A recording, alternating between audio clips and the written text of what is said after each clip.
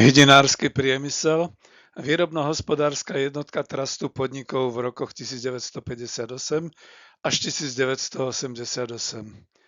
Je to generálne riaditeľstvo výrobno-hospodárskej jednotky, označované vždy v skratke VHJ, teda je to stredný článok riadenia v Slovenskej socialistickej republike, združujúci národné podniky, hydinárske štátne majetky a kooperačné združenia s jednotnými roľníckymi družstvami.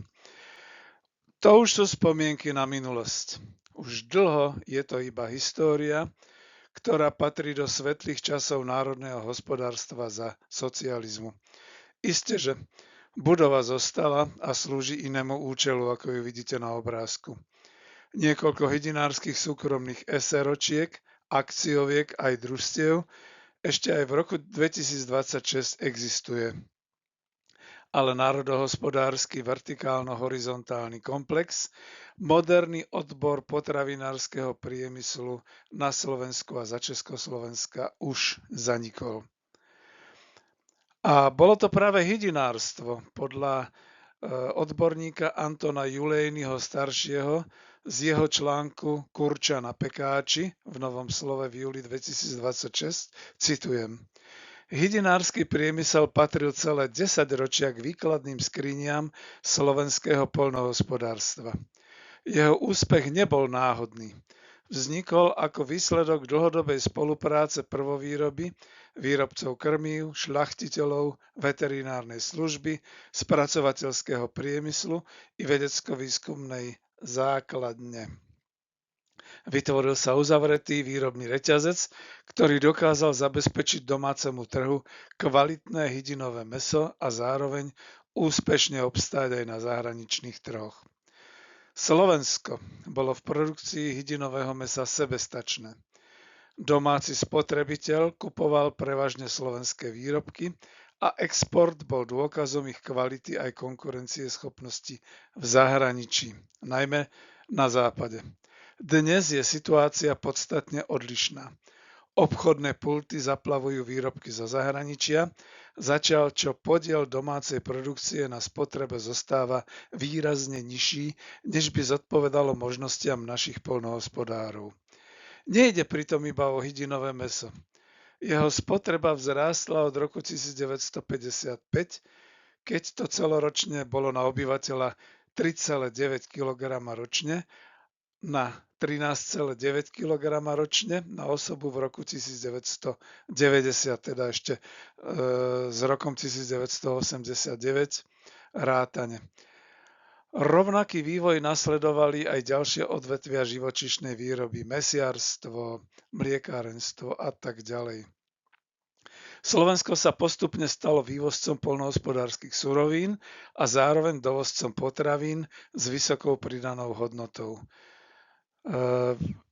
Dnes vyvážame obilie, kukuricu a olejniny, ale späť dovážame mäso, mäsové výrobky a ďalšie potraviny, ktoré sme ešte pred niekoľkými desaťročiami dokázali vyrábať vo vlastných podnikoch. Ako to ale začalo? Máme teda slávnu národohospodársku minulosť, ktorú sme si prehajdákali. Poďme si o tom niečo povedať. Toto už bude z rukopisu História hydinárskeho priemyslu na Slovensku, ktorú spisovali a nikdy nevydali kolegovia Jána Zajaca Vanku, Tomáš Mastihuba a Ladislav Karpiš. Po roku 1990 ju redigoval Ján Zajac Vanka a chcel ju vydať, ale nenašiel vydavateľa. V rámci reorganizácie československej ekonomiky sa vytvorila dňom 1. októbra 1951 v rámci povereníctva potravinárskeho priemyslu Československa hlavná správa 1 Mlieko a tuky. Uvedená hlavná správa riadila aj hydinársky priemysel na Slovensku, a to do 30. marca 1957. V roku 1956 sa v rámci povereníctva potravinárskeho priemyslu a hlavnej správy Mlieko tuky ustanovila osobitná riadiaca skupina pre hydinárske podniky, riadené hlavnou správou. Narastajúce úlohy a rozvoj hydinárskeho priemyslu si vyžiadali úplné organizačné osamostatnenie hydinárskeho priemyslu. Vykonalo sa to v rámci povereníctva potravinárskeho priemyslu vytvorením hlavnej správy 9 hydina a veľkovýkrmne a ku dňu 1. apríla 1957 do hlavnej správy 9 boli dňom 1. januára 1958 začlenené i Slovenské krmivárske závody, Národný podnik Bratislava. Hlavná správa 9 hydina veľkovýkrmne riadila hydinársky priemysel do novej celoštátnej reorganizácie riadenia československej ekonomiky. V reorganizácii ku dňu 1. apríla 1958 sa uplatnil v prvej miere prechod na odborové riadenie priemyslu. Týmto dňom bola vytvorená výrobno-hospodárska jednotka VHJ, Združenie hydinárskych podnikov s pôsobnosťou pre Slovensko. Sídlo nového združenia bolo do 31. augusta 1958 v Bratislave, do 19. apríla 1959 v Cíferi a do 30. júna 1960 v Ivanke pri Dunaji. Vtedy bola tá spotreba hydinového mäsa tých 3,9 kg ročne na obyvateľa. To bolo merané rokom 1955. Do výrobno-hospodárskej jednotky Združenie hydinárskych podnikov Bratislava boli včlenené tieto národné podniky: Západoslovenské hydinárske závody, Národný podnik Cífer, Nitrianske hydinárske závody, Národný podnik Levice, Stredoslovenské hydinárske závody, Národný podnik Zvolen, Východoslovenské hydinárske závody, Národný podnik Košice, Hydinárske konzervárne, Národný podnik Dunajská Streda a Slovenské krmovinárske závody, Národný podnik Bratislava. Čítam tu z knižky, takže je to ich slovami. Unitárne tendencie v riadení československej ekonomiky boli dôvodom pre vytvorenie celoštátneho združenia hydinárskeho priemyslu so sídlom v Bratislave. Združenie sa konštituovalo dňom 1. júla 1960 výmerom Ministerstva potravinárskeho priemyslu Československej socialistickej republiky a jeho pôsobnosť sa vzťahovala na celú Československú republiku, pretože sem včlenili aj Združení drôbežárskeho priemyslu Praha, vrátane jeho národných podnikov, 7 národných podnikov. Tento nadpodnikový orgán VHJ ako stredného článku riadenia potom riadil spolu 10 slovenských a českých podnikov podľa nového územného krajského usporiadania. Tu je potrebná poznámka, že budoval sa tým národohospodársky celoštátny odbor komplex hydinárskeho priemyslu, založený na horizontálnej štruktúre národných podnikov a pridružených závodov a vertikálnej štruktúre od šľachtenia cez krmivárne, jatočný priemysel, chov až po spracovanie potravinárskych produktov a predaj. Takže bolo to týchto 10 podnikov. Pražské drôbežárske závody, Národný podnik Libuš, Jihočeské drôbežárske závody, Národný podnik České Budějovice, Západočeské drôbežárske závody, Národný podnik Horšovský Týn vtedy, neskôr to boli České Budějovice, Severočeské drôbežárske závody, Národný podnik Příšovice, Východočeské drôbežárske závody, Národný podnik Jaroměř, Jihomoravské drôbežárske závody, Národný podnik Veľké Pavlovice a Severomoravské drôbežárske závody, Národný podnik Přerov, áno. A na Slovensku Západoslovenské hydinárske závody, Národný podnik Cífer, Stredoslovenské hydinárske závody, Národný podnik Zvolen a Východoslovenské hydinárske závody, Národný podnik Košice. Na Slovensku došlo zároveň vyššie spomenutým výmerom Ministerstva potravinárskeho priemyslu Československa k zlúčeniu Nitrianskych hydinárskych závodov, Národný podnik Levice a hydinárskych konzervární, Národný podnik Dunajská Streda so západoslovenskými hydinárskymi závodmi, Národný podnik Cífer.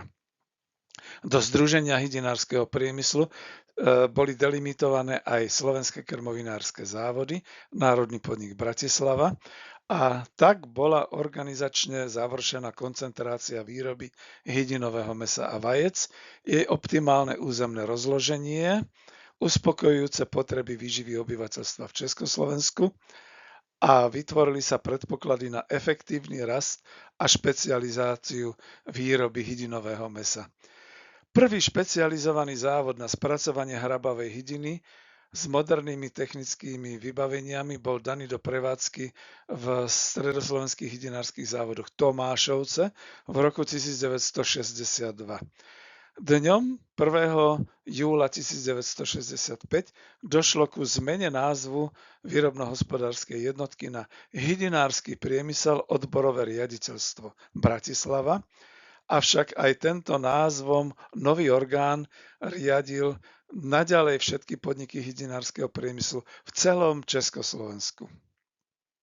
Po delimitovaní prevádzky státneho rybárství České Budějovice rozhodnutím Ministerstva poľnohospodárstva a výživy Slovenskej socialistickej republiky bolo dňom 1. januára 1971 štátne rybárstvo Stupava včlenené tiež do VHJ, hydinársky priemysel, a dňom 1. januára 1978 bola rozšírená VHJ o zabezpečovanie, organizovanie a vykonávanie nákupu zveriny, ako aj o jej opracovanie a spracovanie na finálne výrobky a vrátane exportu. To znamená, že tam boli poražkárne, jatky, ktoré boli samozrejme oddelené, ale v určitej šarši šiel hydinársky program, v určitej šarši zverinový. Takže toľko k tomu. Tu už len poznamenám, že ak vidíte tú budovu, hore je hlavičkový papier, hydinársky priemysel, generálne riaditeľstvo Trastu Bratislava, Záhradnícka 153. Túto budovu si už dokonca dokázalo financovať generálne riaditeľstvo, teda výrobno-hospodárska jednotka sama.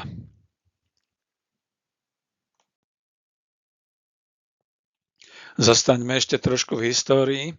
V novembri 1973 sa vedenie hydinárskeho priemyslu generálne riaditeľstvo Trastu presťahovalo z budovy na Gottwaldovom námestí 48, čo je v súčasnosti Ministerstvo dopravy a spojov Slovenskej republiky, do novej vlastnej postavenej budovy na Záhradníckej ulici 153. Je to neskôr jedna z budov, kde v roku 1993 pri vytvorení Slovenskej republiky vznikala Národná banka Slovenska a dnes je tu sociálna poisťovňa. Nuž, ako dobre tí hydinári zainvestovali vo všeobecnom záujme do budúcnosti.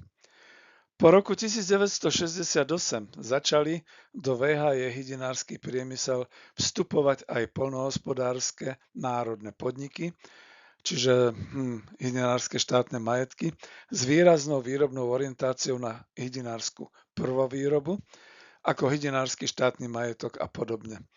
Bolo im výhodné pre možnosť kooperačnej integrácie v národnom hospodárstve po línii chovu hydiny a po vertikálnej línii ku jatkám a spracovaniu mäsa a vajec a kostí, karkasov i peria byť vo výrobno-hospodárskej jednotky.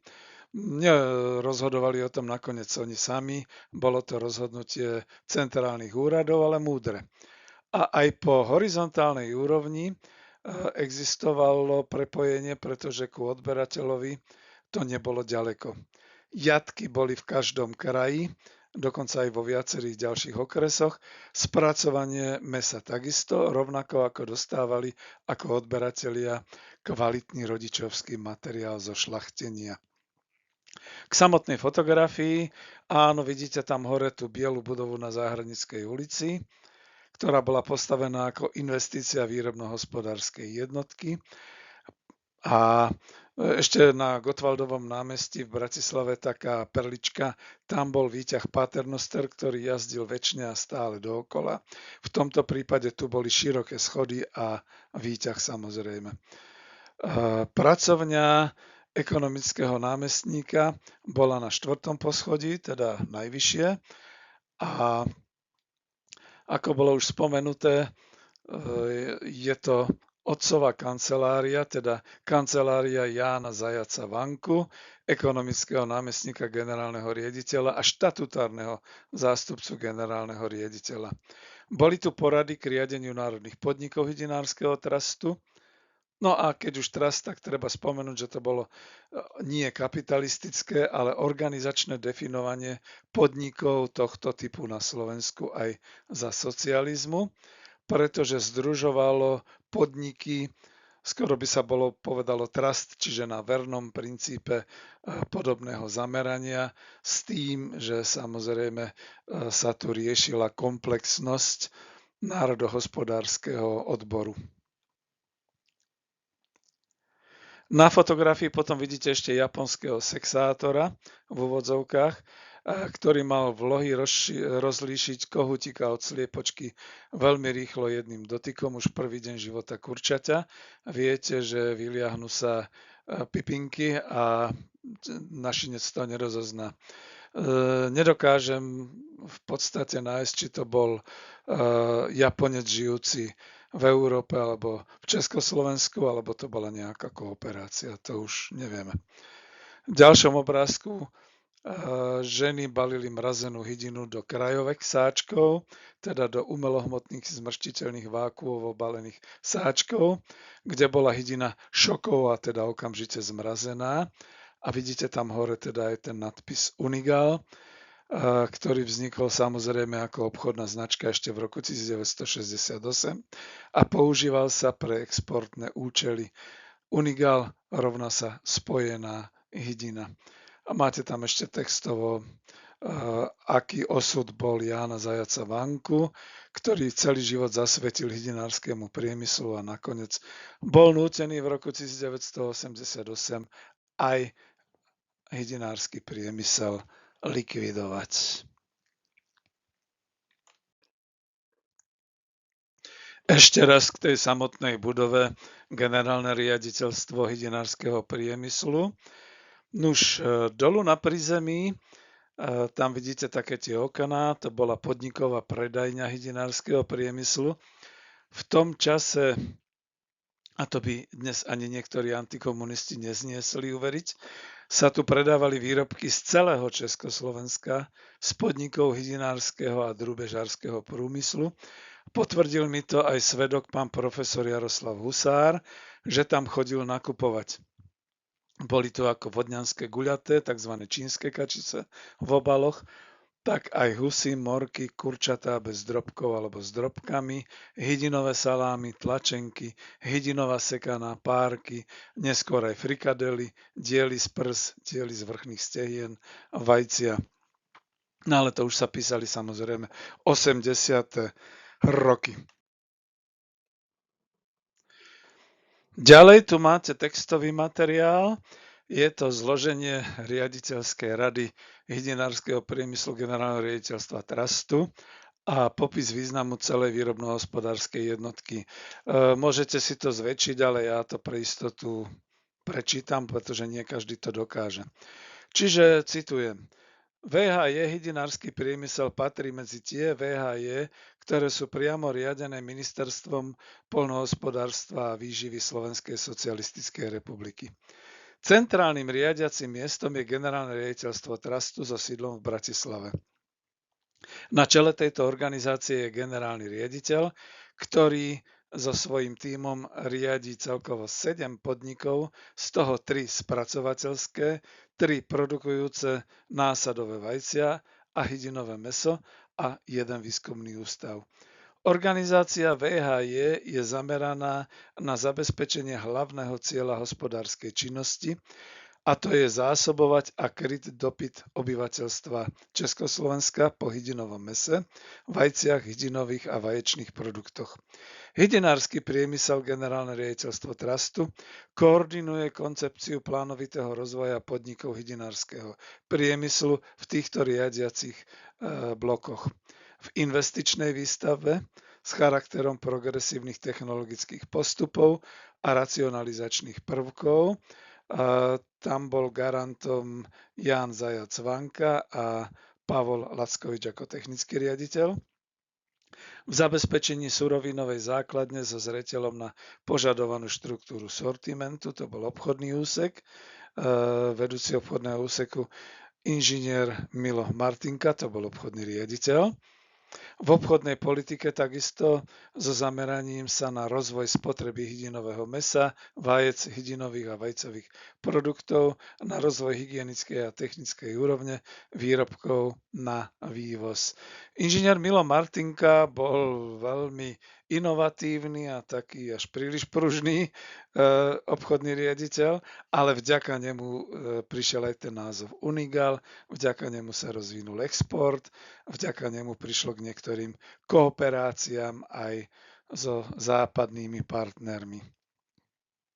Ďalej je tu smer v ekonomike so zameraním sa na efektívnosť celej hospodárskej činnosti výrobno-hospodárskej jednotky a s osobitným dôrazom na znižovanie nákladovosti v jednotlivých skupinách výrobkov. Tak tu mal svoj tím, na čele ktorého bol Ján Zajac Vanka, ekonomický námestník. Súčasné organizačné vedenie a členenie VHJ zodpovedá potrebám vertikálno-horizontálneho prepojenia, teda od produkcie jednodňovej hydiny, plemennej, rozmnožovacej aj komerčnej, cez výkrm, spracovanie sklady až po dodávky hydinových výrobkov priamo do maloobchodných predajní. Organizácia VHJ nadväzuje na dnes už životne dôležité integračno-kooperačné spojenie so špecializovanými poľnohospodárskymi podnikmi. Táto problematika sa sústreďuje koncepčne v kooperačnom hydinárskom združení so sídlom v Bratislave, na čele ktorého je predseda. Štruktúra organizácie generálneho riaditeľstva Trastu hydinárskeho priemyslu združuje na vedecko-výskumnom základe hydinársky odbor Slovenskej socialistickej republiky a optimálne zodpovedá požiadavkám riadenia tohto úseku národného hospodárstva. Organizácia hydinárskeho odboru v Slovenskej socialistickej republike vytvára podmienky na plnenie jeho úloh štátneho vykonávacieho plánu, ktorý sleduje uspokojovanie potrieb obyvateľstva a zvyšovanie životnej úrovne.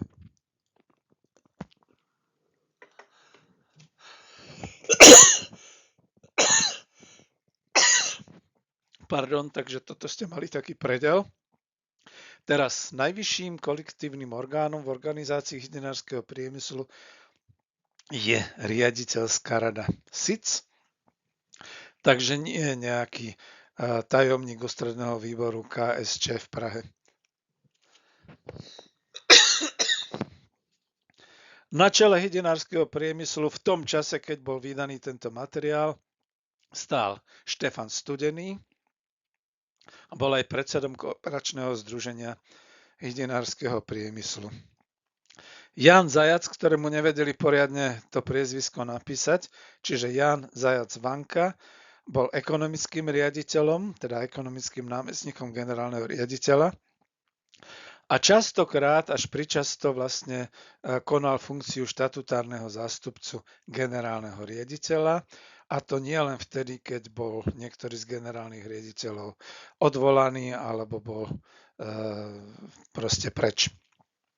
Ďalej tu už sme sa zmienili, technický riaditeľ, technický námestník generálneho riaditeľa Pavol Lackovič, inžinier Milo Martinka, obchodný riaditeľ, inžinier Vlastimil Šiška, podnikový riaditeľ Západoslovenské hydinárske závody, inžinier Ladislav Bobiš, kandidát vied, riaditeľ Výskumného ústavu hydinárskeho priemyslu, Ján Knapko, podnikový riaditeľ Stredoslovenské hydinárske závody, národný podnik Zvolen, Demeter Purdeš, podnikový riaditeľ Východoslovenské hydinárske závody, národný podnik Košice, Jozef Géci, podnikový riaditeľ podniku pre šľachtenie a rozmnožovanie hydiny Čierna voda, diplomovaný technik Emil Huťťa, podnikový riaditeľ hydinársky štátny majetok národný podnik Bratislava a diplomovaný technik Koloman Šnirc, podnikový riaditeľ štátne rybárstvo Stupava.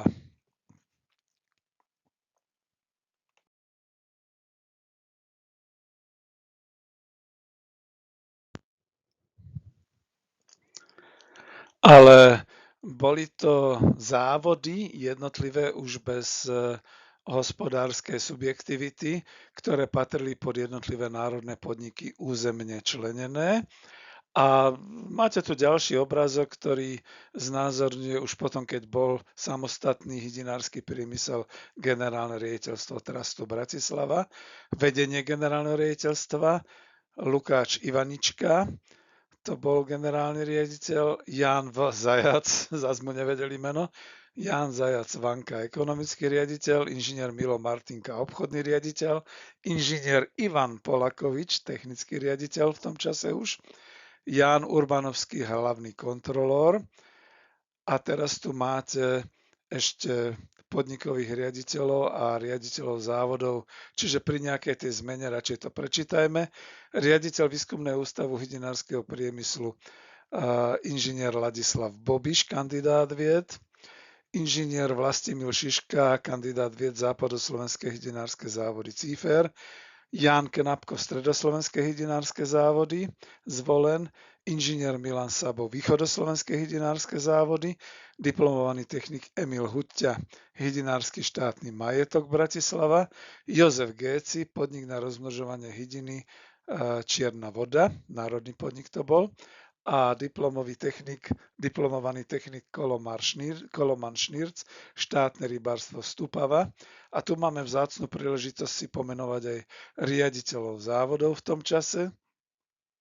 František Púčik, závod ZHZ Cifer, Michal Šipoš, ZHZ Dunajská Streda, inžinier Milan Potoma, ZHZ Bratislava, inžinier Tibor Kliment, ZHZ Levice, Jozef Matula, ZHZ Galanta, inžinier August Varga, ZHZ Topolčany, inžinier Jozef Očko z SHZ Žilina, diplomový technik Jan Halej, SHZ Zvolen, inžinier Michal Fašank, SHZ Tomášovce, inžinier Michal Tybor, VHZ Kežmarok, Otto Vojtila, VHZ Prešov, Zdena Maternová, VHZ Košice, to vám je nejaké pomenové meno budúcej ministerky poľnohospodárstva, možno len náhoda. Doktor veteríny Jozef Vozárik, VHS Šalgovík a inžinier Jozef Smolák, VHS Michalovce. Prečo som týchto riaditeľov závodov pomenoval? Pretože tieto závody boli vysoko aktívne, vysoko produkčné a podľa informácií ekonomického námestníka samozrejme teda mali určitým spôsobom, aj keď obmedzenú svoju hospodársku samostatnosť, ale mali svoju rozvahu, kde mali investície, príjmy. A keďže išli potom príjmy cez národné podniky na účty výrobno-hospodárskej jednotky, bolo možné prerozdeľovať ten hospodársky výsledok a bol ziskový už v 80. rokoch tak, aby vznikali nové investície, veď novými investíciami boli práve často tieto závody, ako boli závody v Kežmarku alebo závody v Leviciach a ďalšie. A hydinársky priemysel v tom čase, vôbec nie, že v tom čase, ale všeobecne veľmi dobre prosperoval.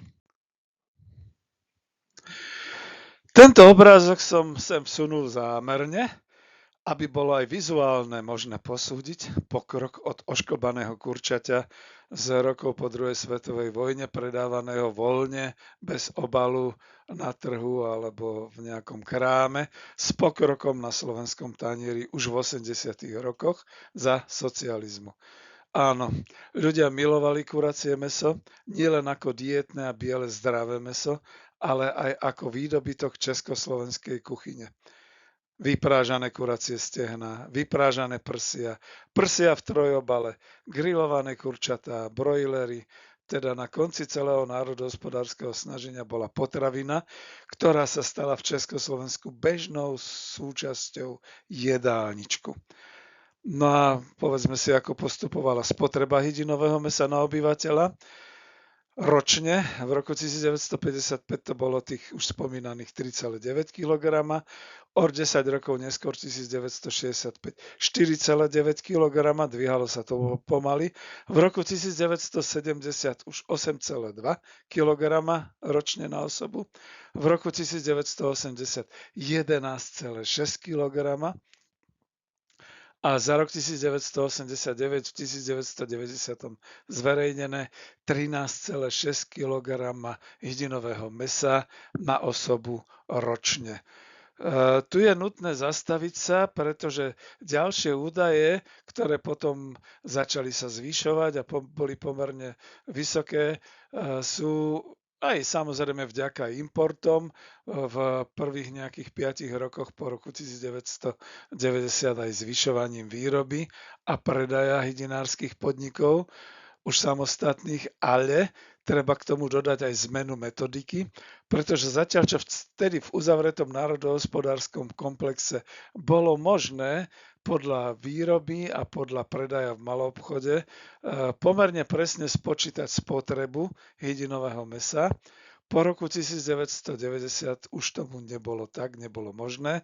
Samozrejme, štatistiky existujú, štatistiky prudko rástli, ale my sme polemizovali a je to zachytené v takej diskusii Petra Zajaca Vanku s profesorom ekonomie Jaroslavom Husárom, že dnes už máme tak otvorenú ekonomiku, že do spotreby hydinového mäsa sa zarátava všetko.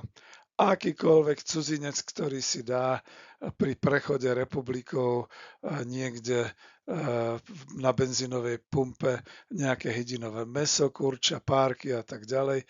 Kdokoľvek, kto spotrebúva hydinové mäso v reštauráciách, v hoteloch ako turista, alebo dokonca aj tí, čo nakupujú do mraziaceho priestoru hydinové mäso a vozia to potom do zahraničia. To všetko sa počíta do spotreby hydinového mäsa na obyvateľa.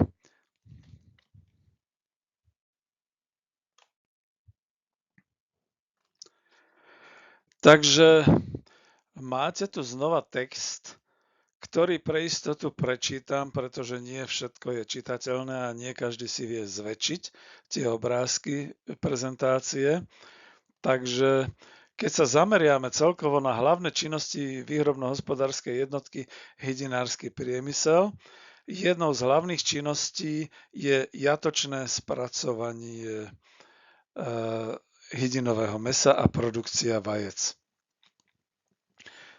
Takže v organizácii Generálneho riaditeľstva hydinárskeho priemyslu sa jatkové spracovanie sústreďuje do 4 podnikov: ZHZ Cífer, SHZ Zvolen, VHZ Košice a Hydinársky štátny majetok Bratislava. Je to situačne z prospektu Unigal hydinársky priemysel pravdepodobne niekde z roku 1975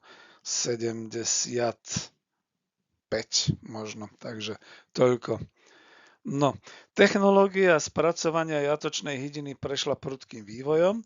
Spotrebiteľ ešte v 50. rokoch kupoval plnú hydinu, to znamená kurčatá hydinu aj s čerevami vnútri, neskôr háčkovanú hydinu bez vonkajšieho obalu, to znamená háčkovaná, to znamená, že sa zavesila niekde na tých predajniach, krámoch, tak ako ste to videli niekde v televíznom seriáli Písne pro Rudolfa III. Dnes už občan v Slovenskej socialistickej republike konzumuje, vtedy to bol dobový údaj, 11,6 kg hydinového mäsa ročne, ktoré je na vysokej potravinárskej úrovni.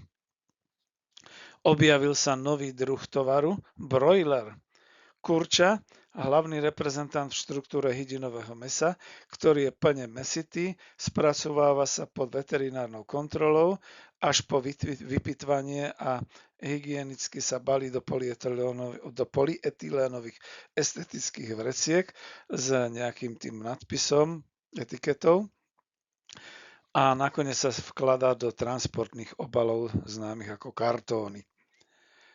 Týždenne sa na jatkách hydinárskeho priemyslu v Slovenskej socialistickej republike spracuje v priemere viac ako 1000 tón hydinového mäsa.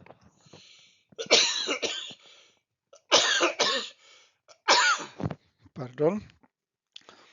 A toto mäso hydinársky priemysel spracováva dobovo povedané v 11 jatkách závodov Bratislava, v ktorých 8 je kombinátneho typu, ZHZ Bratislava, ZHZ Cífer, ZHZ závod Levice, ZHZ závod Dunajská Streda, SHZ závod Žilina, SHZ závod Tomášovce, VHZ závod Košice a VHZ závod Prešov.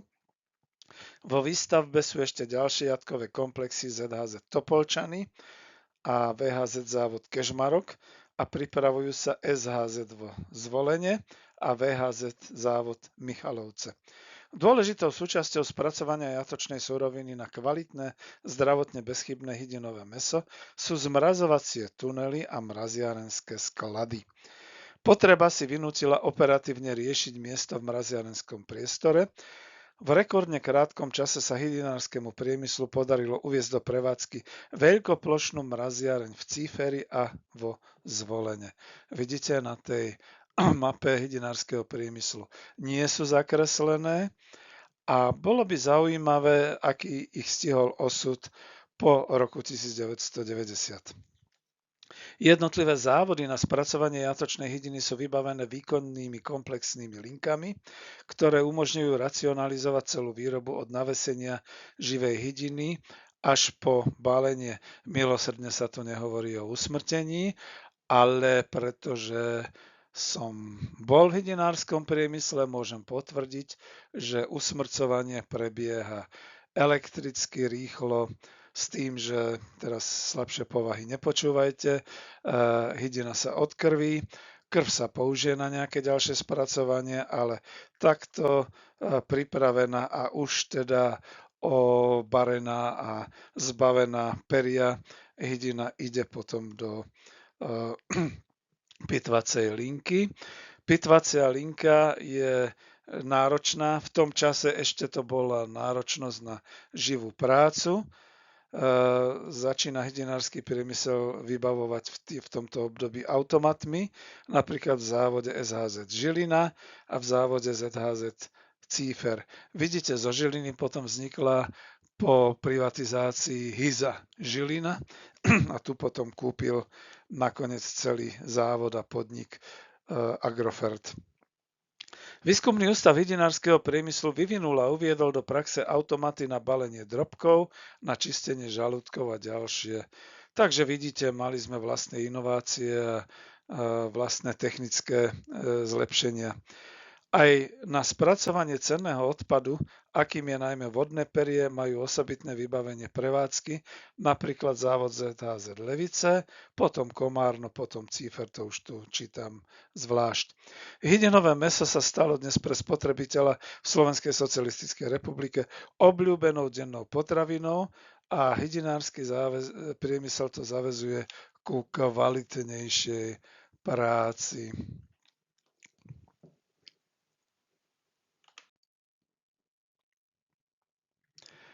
Tak toto je fotografia, ktorá už bola na koláži. Je to fotografia z tej riaditeľskej rady hydinárskeho priemyslu, kde Ján Zajac Vanka bol v nejakom období nielen ekonomickým riaditeľom, ale aj štatutárnym zástupcom generálneho riaditeľa. A tou zasadačkou je vlastne jeho kancelária ekonomického námestníka generálneho riaditeľa, priestranná, vypracovaná obložením dreva a umeleckými symbolmi na tému hydina. Sem chodili na rokovania aj zahraničné delegácie.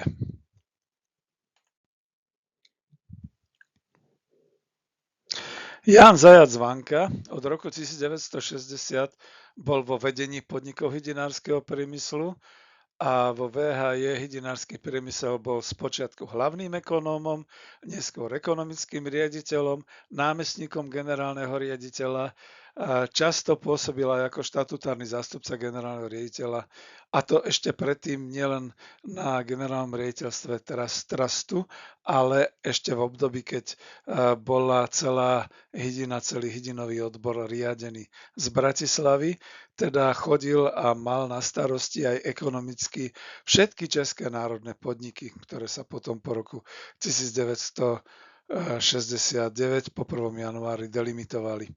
Ja sa ešte vrátim, lebo je tu dobre vidieť to logo Unigal. Bol to ozaj vymyslený dobrý marketingový ťah. Bolo to v časoch uvoľnenia okolo roku 1968.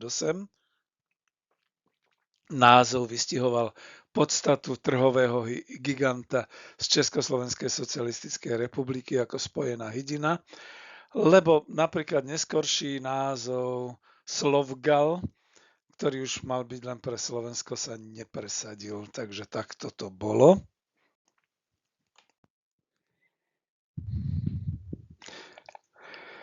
Tu na tejto snímke to bol predtým výrez, ktorý bol priamo smerovaný na Jana Zajaca Vanku. To je znova druhá zasadačka hydinárskeho priemyslu a bolo to nad článkom k 30. výročiu s históriou rozvoja hydinárskeho priemyslu. Napríklad naozaj sa ešte málo spomína fakt, že do roku 1969 oborový podnik VHJ Hydinársky priemysel Bratislava riadil aj všetky české a moravské hydinárske podniky. Národné podniky, tých bolo 7 a tá delimitácia do drúbežárskeho priemyslu prebiehala v roku 1969 a robili ju Ján Zajac Vanka. Nebolo to pravidlom, že sa obor riadil zo Slovenska, z Bratislavy. Bolo to skôr výnimkou. Prevažne to boli VHJ potravinárskeho priemyslu, ktoré boli riadené z Prahy, napríklad mesiári, možno aj mliekári a tak ďalej. Takže niečo si slovenskí hydinári ako odborníci vybojovali. Opäť tu máme na obrázku text priamo z dobových novín, odborových novín Hydinár, ktoré vyšlo 16. júna 1988. 30 aktívnych rokov hydinárskeho priemyslu. A tam zase pod obrázkom mu netrafili meno Jánu Zajacovi, Ján Zajac Vanka, štatutárny zástupca generálneho riaditeľa hydinárskeho priemyslu, generálne riaditeľstvo Trastu. Neviem, či to budem čítať celé, ale aspoň toľko. Keď sa dnes obzrieme na uplynulých 30 rokov a spomenieme si na skromné začiatky, z ktorých vyrastal náš hydinársky priemysel, je treba v prvom rade poďakovať všetkým, ktorí prispeli k vybudovaniu tohto spracovateľského odvetvia. Spomeniem aspoň tých, ktorí nás viedli. Jaromír Skotnica, to bol generálny riaditeľ aj drúbežárskeho priemyslu, ale ešte predtým v podstate bol, dalo by sa povedať, takou hlavnou osobou českých národných podnikov. Štefan Studený, inžinier Lukáč Ivanička a inžinier Karol Vrba, povieme si potom viac.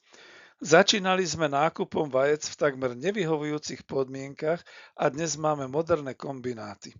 Na začiatku sme mali skromnú surovinovú základňu a niekoľko 100 pracovníkov. Dnes v hydinárskom priemysle pracuje vyše 6 000 zamestnancov, píše sa rok 1988. 6 000 zamestnancov, ktorí vyrábajú široký sortiment hydinárskych výrobkov najlepšej akosti. Pôvodne sme začínali s nepriaznivým efektom. Dnes ekonomika výroby prináša každoročne 100 miliónové zisky. V roku 1958 sa združilo 5 podnikov, ktoré bolo treba dobudovať tak, aby sa hydinársky priemysel mohol dôstojne zaradiť medzi ostatných výrobcov potravín. Vznikol nový odbor potravinárskeho priemyslu. Od 1. júla 1960 do 31. decembra 1968 sme pôsobili s celoštátnou pôsobnosťou pod záštitou, ktorého sa v celej ČSSR budovali moderné závody na spracovanie hydiny. Postupne pri plnení úloh prešiel hydinársky priemysel na trastovú formu s generálnym riaditeľstvom. Význam mala koncentrácia a špecializácia poľnohospodárskej výroby celého hydinárstva, kde VHJ svojou integračnou a kooperačnou činnosťou spájala záujmy výrobcov a spracovateľov s cieľom lepšie uspokojovať celospoločenské potreby a zásobovanie obyvateľov.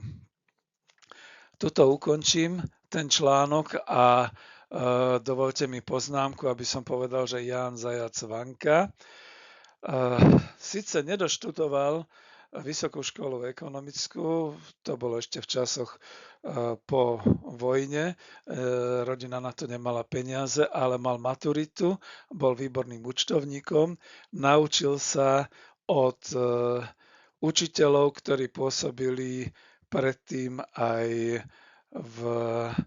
u Baťu, v Baťových závodoch. Čiže naučil sa od nich, samozrejme v rámci potom už socializmu, socialistické podnikové hospodárstvo. A ako vidíte, celý čas bol takým tylovým dôstojníkom, ktorý niekde vzadu kontrolne stál, upravoval a pomáhal, investoval, riadil a vyhodnocoval ako účtovník, ako hlavný ekonóm celý chod hydinárskeho priemyslu. A teda mal obrovský prehľad o tomto národohospodárskom odbore. Nemal síce titul, ale bol to puncovaný národohospodár v oblasti hydinárskeho priemyslu a treba si ho za to veľmi, veľmi vážiť. Ilustračne tu máte obrázky zase z článku z toho časopisu Hydinár, rozvoj výroby hydinárskeho priemyslu. Ako vidíte hore, sa tam umiestnil titulok Hydinársky priemysel, generálne riaditeľstvo Trustu. Je to výrez z novín Hydinár, kam napísal článok inžinier Erwin Molnár, riaditeľ výskumného ústavu hydinárskeho priemyslu. Mám taký dojem, že jeho syn, inžinier magister Daniel Molnár, je dnes predstaviteľom Únie hydinárov Slovenska v roku 2026, ale je možné, že došlo k omylu, takisto ako dochádza k omylu s menom Zajac Vanka. Z novín vidíte dobovú snímku vtedy najnovšieho závodu VHZ v Michalovcach v roku 1987 a vľavo v porovnaní s fotografiou najstaršieho závodu ZHZ Galanta, asi v roku 1936 postaveného, ktorý bol teda sprivatizovaný a dnes je národným podnikom.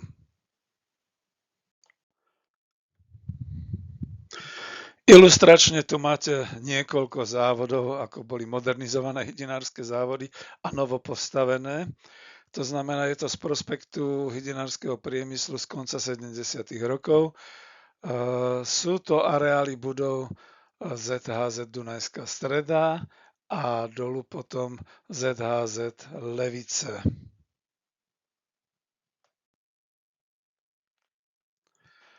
Ďalej máte ilustračný obrázok priamo znova z toho časopisu Hydinár, rozvoj výroby hydinárskeho priemyslu, už trošku vo väčšom zobrazení. Podrobnejšie tam alebo bližšie tam máte takú tú budovu Galanty, potom budovu VHZ v Michalovciach, tú modernú.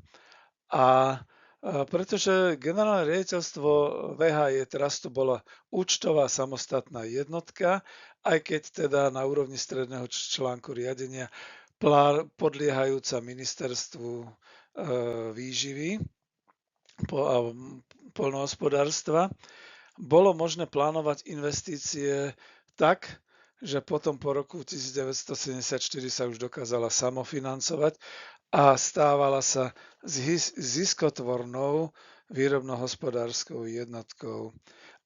Aspoň pár slov, čo tu máte popísané.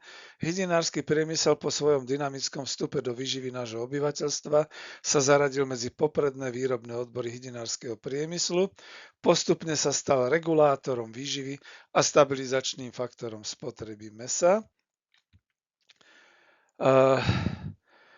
Výrobky hydinárskeho priemyslu sa v tom čase podielali zhruba 14%, konzumnými vajcami obchodnú sieť zásobuje hydinársky priemysel tak, že ich súčasná spotreba dosahuje úroveň odporúčanej výživovej dávky pre človeka. Hydinársky priemysel sa vyvíjal po technickej a technologickej stránke v súvislosti so surovinovými zdrojmi. No a pôvodný proces hydinárskeho priemyslu výroby bol orientovaný na spracovanie konzumných vajec, ich dodávok do maloobchodnej siete.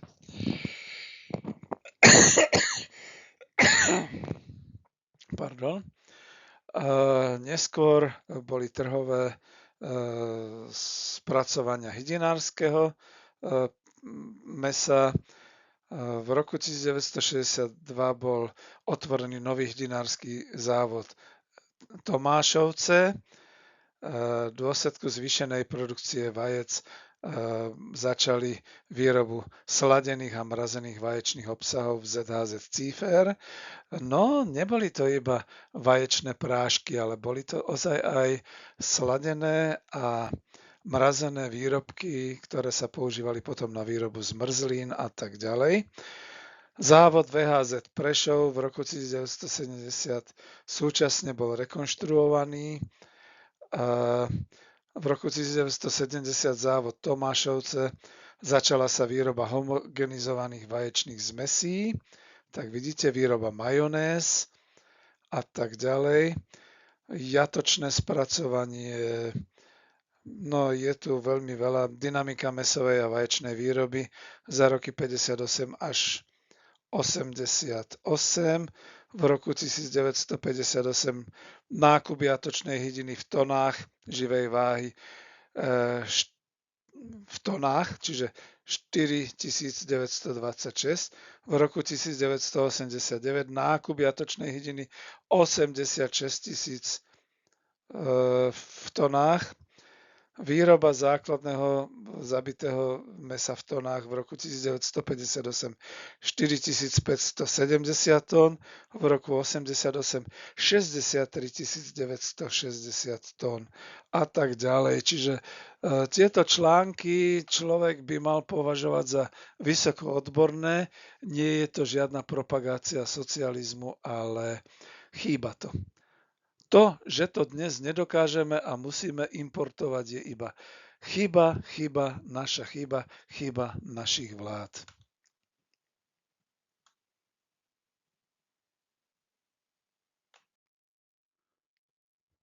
Potom tu vidíte ilustrácie, možno trošku zmazané, lebo je to z toho historického časopisu z novín Hydinár. Tu vidíte farmu chovu kurčiat na farme Stredoslovenských hydinárskych závodov v Dobrej Nive. Na tejto snímke vidíte fotografiu z Výskumného ústavu hydinárskeho priemyslu. Je to farma rodičovských chovov v Častej. A tu treba poznamenať ešte aj ďalšiu vec, že až v 80. rokoch sa rozvinula potom dobrá spolupráca s podnikom maďarským Bábolna, ktorý bol takého typu ako Slušovice a vo veľkom dokázal vlastne chovať šlachtiteľský a rodičovský materiál, napríklad jednodňové kurčatá, ktoré tam dokázali potom už rozvážať po celom svete lietadlami. My sme s nimi mali veľmi dobrú spoluprácu ako hydinársky priemysel, ale vidíte, mali sme aj vlastné rodičovské chovy. Tu máte znova ďalší odborný článok, prínos Výskumného ústavu hydinárstva, článok z časopisu Hydinár. Napísal ho inžinier Teodor Zadko, kandidát vied v Ivánke pri Dunaji, a nebudem to celé čítať, len aspoň tie zásadné základy. Výskumný ústav chovu hydiny vznikol v roku 1951 spočiatku pre potreby štátnych majetkov ako sektorový ústav pre chov hydiny.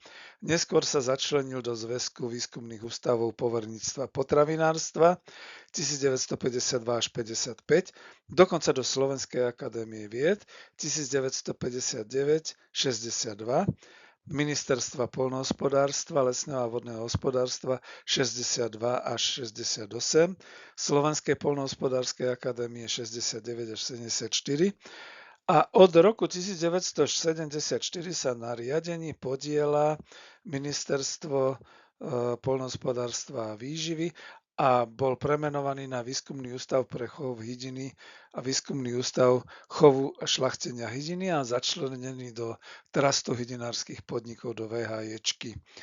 Takže šľachtiteľská činnosť a možno povedať, že vysoko úspešná. Máme vlastné vyšľachtené typy hydiny. No a ja ešte len dúfam, že aj v roku 2026 nejaké tieto šľachtenia zostávajú k dispozícii, že nie sú to len muzeálne teraz už informácie. Tu vidíte fotografiu z výpočtového strediska, konkrétne zo Stredoslovenských hydinárskych závodov Zvolen. A treba poznamenať, že výpočtová technika bola vtedy na úrovni doby. Mladí sa nemusia smiať, že tam nie sú žiadne notebooky ani žiadne dátové skrine alebo podobne. Vtedy to boli naozaj disky, výpočtové pásky, dierne štítky a podobne, ale malo to svoj význam. Takto sa totižto odvíjal pokrok. Je to zase koláž z niekoľkých fotografií, pravdepodobne už aj z prospektového materiálu, ako sa teda riešil výskum vývoj. A môžeme byť hrdí na to, že to hydinárstvo na Slovensku bolo niečím mimoriadnym. Vážili si nás ako organizácia Kospol, ktorý vyvážal, exportoval zabitú hydinu do sveta. Môžem potvrdiť, že som tam teda pracoval a veľmi si vážili naše zázemie, takže toľko aspoň k tomuto obrázku. No a naozaj veľkým oblúkom sa preniesme do počiatku hydinárstva na Slovensku, ešte niekedy do 40. rokov minulého storočia, do vojnového a povojnového obdobia, až do obdobia po roku 1945-48. Tento obrázok bol spracovaný s pomocou umelej inteligencie podľa dobových vyjadrení niektorých vtedy ešte žijúcich ľudí. Takže toto boli 40. roky na Slovensku po slovenskej dedine. Výkup hydiny a vajec sa uskutočňoval od gazdov po dedinách. Títo výkupní pracovníci, podnikatelia sa volali faktori. Faktori priamo odkupovali raz za čas pre hydinárne po vidieku od gazdov. Takto to asi vyzeralo. Živá hydina sa chytala, spočítala, dávala do klietok a samozrejme sa vykupovali aj vajcia, ktoré boli v košoch a potom vlastne boli dávané do tzv. Vápna. Takže toto bol rozvoj hydinárstva ešte po 40 rokoch, dokonca aj po druhej svetovej vojne. K tomu teda možno povedať toľko, že na Slovensku sa veľmi silne organizovali gazdovia alebo organizovali tzv. Odbytové družstvá. Tieto družstvá potom zabezpečovali neskôr už po 45. výkup hydiny a vajec a potom vošli do spoločného nákupného ústredia poľnohospodárskych družstiev. Takže toľko k tomuto, aby ste videli, aký pokrok sa dokázal. No a ten pokrok je dokázateľný aj ďalším obrázkom, spracovaným s pomocou umelej inteligencie na základe spomienok a rozprávania starších. Takže čo bolo charakteristické? To boli prvé tzv. Hydinárske závody. Odkúpená hydina sa na vozoch priviezla do porážkárne. V porážkárni bola ručne zabitá, treba to tak povedať, ako je, tam to vidíte na obrázku a potom vlastne už zabitá bola odkrvovaná a obarovaná Obarovaná bola hlavne kvôli tomu, aby mohli šklbačky ľahšie ošklbávať perie z hydiny. A denná kapacita spracovania v takejto hydinárni bola daná počtom šklbačiek v ten deň, takéto ženušky, ktoré ošklbali hydinu, umýli ju a položili ju za seba tam dozadu na také tie plásty z ľadu. Viete, že sa takéto ľadové kvádre vyskytovali ešte dokonca aj v nejakých tých 50. rokoch. Najlepšie to vidíte vo filme Skalný v offside, kde teda hlavný hrdina Mrvečka sa dokonca postavil na takýto ľadový plátok, aby videl lepšie na futbalový zápas.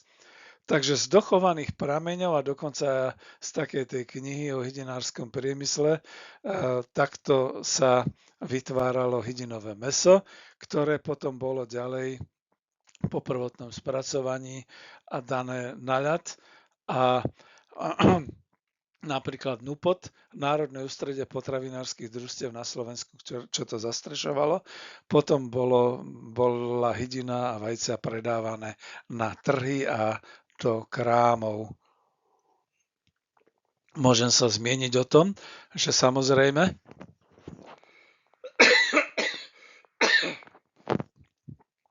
boli aj súkromníci, bolo množstvo súkromníkov a špeciálne si vyberiem jedného zo súkromníkov, bola to spoločnosť s ručením obmedzením, zasielateľstvo husacích jatier s kapitálom 100 000 korún československých KČ.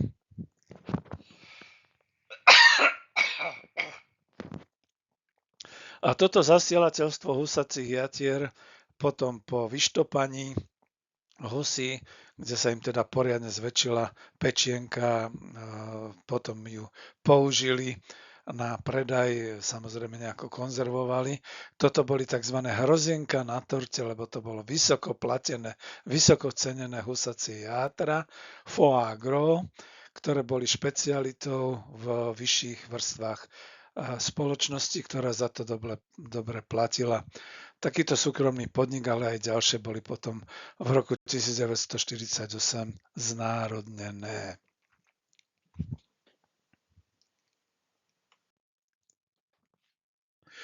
No a trochu sa posunieme do jatočného spracovania hydinového mäsa už za socializmu.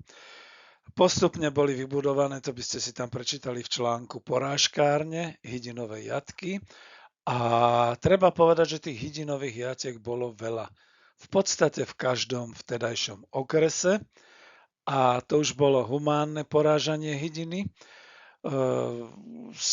pretože sprevádzam slovom túto reláciu alebo túto videoprezentáciu. Trúfam si potvrdiť, že aj ako exportér musel som vliesť do takejto porážkárne. Samozrejme som mal na hlave čapicu a na sebe biely plášť a ešte také čižmy, pretože bolo treba dodržiavať hygienu. Bol tam neskutočný smrad, žiadny krik, pretože to humánne zabíjanie znamenalo, že ja už som potom videl, ako tie hydinové kúsky, to kurča už je len zahákované, teda zavesené na hák a tam sa ďalej spracováva. A postupne, vravím, prvý závod bol v Tomášovciach na mechanické spracovanie hrabavej hydiny a potom boli všetky ostatné závody automatizované po roku 1980, zvýšila sa kapacita a už to potom prebiehalo, povedal by som, rýchlejšie, efektívnejšie, humánnejšie, ale potreba živej práce tam bola vždy. To nakoniec vidíte na ďalšom obrázku. Ak by dnes niekto kriticky hovoril, že áno, hydinársky priemysel zamestnával 6 000 zamestnancov, lebo všetko robili ručne, nie je to pravda. A pamätajte si na to, že dnes je najväčším slovenským zamestnávateľom pomaly maloobchod, všetky tie obchodné siete, po celej republike slovenskej je rozložené. Predtým jeden z najväčších zamestnávateľov boli železnice a v tomto období, o ktorom tu hovoríme za socializmu, bol ani nie najväčší zamestnávateľ, ale tých 6 000 pracovníkov bolo rozložených po všetkých okresoch, v mnohých mestách, po všetkých krajoch v hydinárskom priemysle, pretože ako vidíte, mnohé veci mechanizované, ale predsa len sa vyrábali. Dokonca až po to váženie kalibrované mrazenej hydiny a až po to balenie do sáčkov a tak ďalej. Čiže to všetko potom vždy priniesla doba. Ja sa o tom pokroku zmienim. Ďalší odborný článok, ktorý je skutočne o tom, že je tu história budovania nových výrobných kapacít, to, čo som spomínal.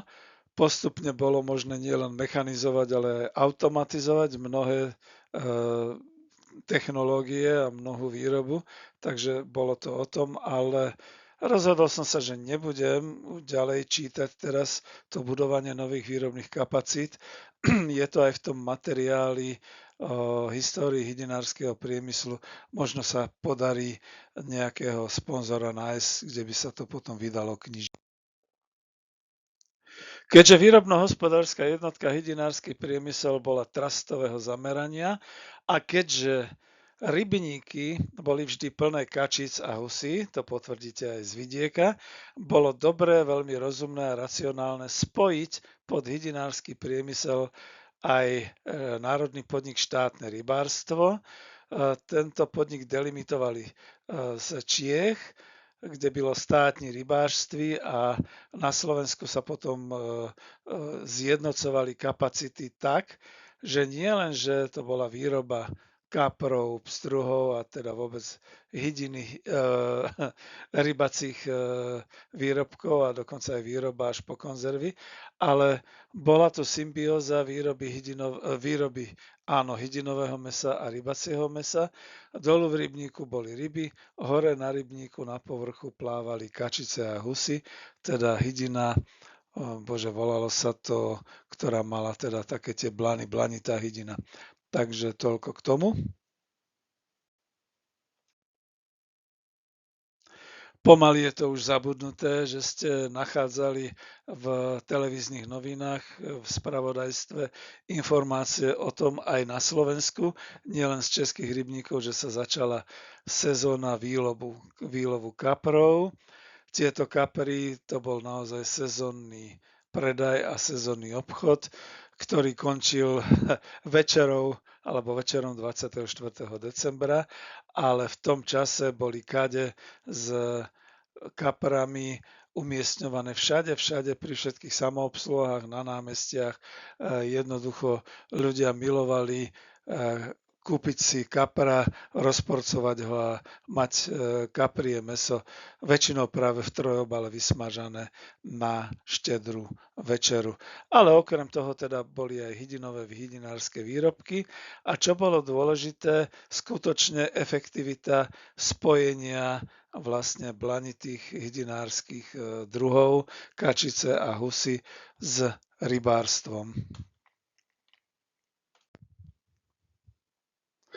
Viete, v tom čase národného hospodárstva bolo neuveriteľné, napriek všetkým súčasným kritikom a kritikám, že národohospodári, plánovači a dokonca aj priamo podniky dokázali zharmonizovať svoju produkciu tak, že využívali spoločné prvky. To znamená, že potom naozaj bolo možné vidíte tuto skôr rodičovský materiál, malé kačičky alebo možno malé husy, spájať s tým, že niečo sa pestovalo v hydinárskych závodoch, niečo bolo cez štátne rybárstvo, zakladali sa rybníky, tieto hydinárske druhy ako husy, kačice boli veľmi obľúbené.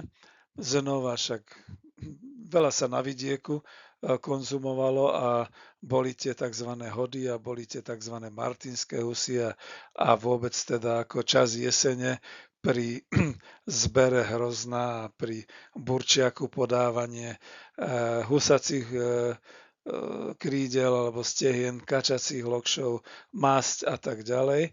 Ale malo to takúto určitú symbiózu, ktorá vlastne bola v rámci celého hospodárskeho subjektu hydinársky priemysel. Dnes by málo kto uveril, že napríklad samotné husie farmy boli vonkajšie. To znamená, že niečo bolo samozrejme aj pod halami, ale predovšetkým husy boli chované niekde na tých rybníkoch aj kačice, vo voľnom priestore samozrejme nejak oplotené a malo to aj významný krajinotvorný prvok. Dnešný zelený, ktorí v podstate už nevedia, čo všetko by zlepšovali, by sa mohli pozrieť na to, ako bolo dôležité, že hydinársky priemysel mal farmy, kde mal takto umiestnené husy vo vonkajších chovoch. No a už len teda perličku k tomu, husí export, kačací export, tam sme mali dokonca kooperáciu s Maďarskou ľudovou republikou a bol veľmi úspešný smerom na západ.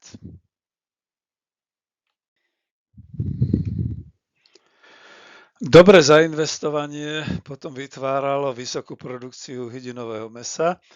Tuto máte na hornom obrázku Halina výkrm kurčiat v podniku Západoslovenské hydinárske závody závod Cifer. Potom dolu máte vlastne výkrm kurčiat s automatizovanou technológiou v stredoslovenských hydinárskych závodoch Tomášovce. Nemuseli to byť iba tie brojlery, ale mohli byť. A potom v strede, alebo dolu, také tie fialové oceľové veže, to boli silá na krmné zmesi pre hydinu vo východoslovenských hydinárskych závodov Prešov. A neskôr, keď som pracoval v exporte technológií pre podnik zahraničného obchodu Technopol, zistil som, že Vítkovické železiarne takéto haly vo veľkom exportovali do RVHP, čiže to bol náš vlastný výrobok a ten prispieval, ale pomáhal v rámci národohospodárskeho komplexu ku rozširovaniu výroby hydinového mäsa.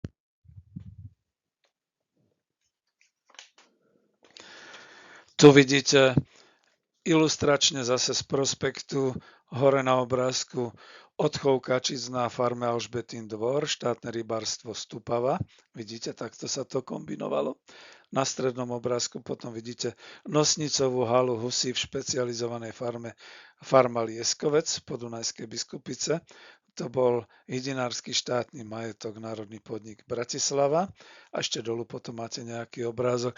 Chcem tým len povedať, že v podstate kritika, že hydina bola zavretá v klietkách nehumáne a tak ďalej, sa míňa účinkom. Toto nebol hydinársky priemysel. Opäť tu máme odborný článok z časopisu Hydinár, spravodajca hydinárskeho priemyslu, generálne riaditeľstvo Trastu a hydinárskeho kooperačného združenia ešte z júna 1988. Vývoj organizačných štruktúr výrobno-hospodárskej jednotky za uplynulých 30 rokov. A ja by som už nečítal tento článok, znova je to odborná záležitosť, ale je tu dôležité datovanie vzniku výrobno-hospodárskej jednotky v roku 1958. Výmerom povereníka potravinárskeho priemyslu a výkupu poľnohospodárskych výrobkov dňom 1. apríla 1958 zrušila hlavná správa hydina krmoviny, bola zrušená. Nadväzne na to sa výmerom povereníctva hydinárskeho priemyslu a výkupu poľnohospodárskych výrobkov vytvorila k 1. aprílu 1958 zo zrušenej hlavnej správy nová výrobno-hospodárska jednotka Združenie hydinárskych podnikov v Bratislave. A znova tu máte zopakovaný vlastne celý ten vývoj, jednotlivé národné podniky, ako sa delimitovali, ako sa vytvárali. A tu ľavý podiel na to mal Jan Zajac Vanka, ktorý všade stál ako hlavný ekonóm, neskôr aj ako kontrolór a ako potom ekonomický námestník generálneho riaditeľa, častokrát štatutárny zástupca.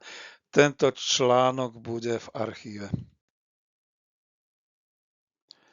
No a keď som spomínal archív, tak nedá mi, aby som sem nedal obrázok, koláž titulku jednej z internetových rozhlasových relácií Slobodného vysielača Banská Bystrica, kde inžinier Peter Zajac Vanka pôsobil ako dobrovoľný redaktor a boli to série relácií Klubu národohospodárov Slovenska a série relácií Spomienky na socializmus. Tu konkrétne vidíte výrez z relácie Spomienky na socializmus, potravinárstvo za Československa.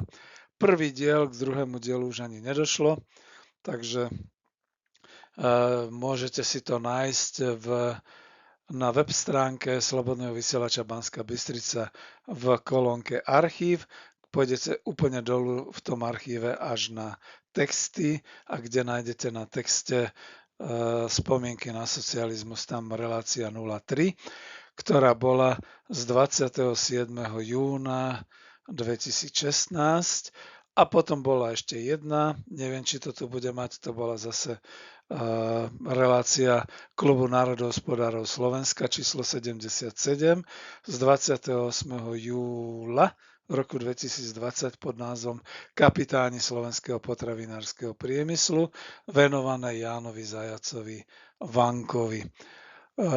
Uvádzam to pretože v tom prvom dieli venovanom storočnici Jána Zajaca Vanku narodenia som skôr osobnejšie hovoril a ukazoval obrázky. Tu je to skôr o hydinárskom priemysle všeobecne. Ale pozrite si na tie linky. A tu prichádzame ku zlomovému momentu v živote výrobno-hospodárskej jednotky hydinársky priemysel. V roku 1988 ešte vidíte, už prebiehali nejaké tie pnutia a nejaké tie pohyby, ale ešte tam bol článok o vývoji organizačných štruktúr výrobno-hospodárskej jednotky, lenže v rámci reformy ku zdokonaleniu riadenia hospodárskeho systému v ČSSR, ktorá bola vypracovaná riadiacimi orgánmi spolu s KSČ, prijalo predsedníctvo vlády ČSSR organizačnú a právnu reformu hospodárskeho systému v Československu. Chceli umožniť podnikom v úvodzovkách socialisticky podnikať. Asi pod vplyvom prognostického ústavu ČSSR sa KSČ rozhodla chybne o tom, že rozpustí výrobno-hospodárske jednotky.